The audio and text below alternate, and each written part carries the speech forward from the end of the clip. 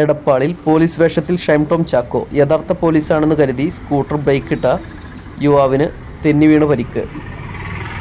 എടപ്പാളിൽ police വേഷത്തിലുള്ള നടനെ കണ്ട് യഥാർത്ഥ പോലീസാണെന്ന് കരുതി സ്കൂട്ടർ പെട്ടെന്ന് ബ്രേക്ക് ചെയ്ത യുവാവിന് നടുറോഡിൽ തെന്നിവീണ് പരിക്ക്.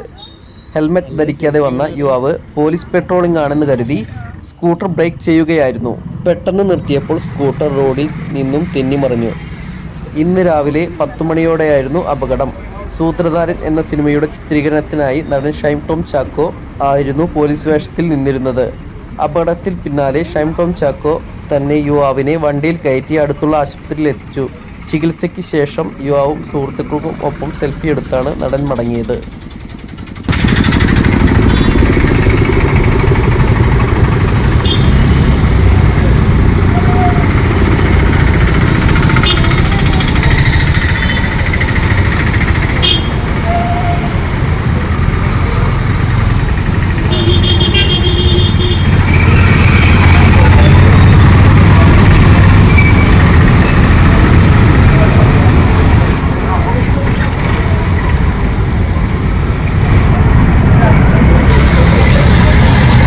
അതൊക്കെ അറിയൂലേ? ഞങ്ങളെ ജഗം വിളിച്ചായിരുന്നു.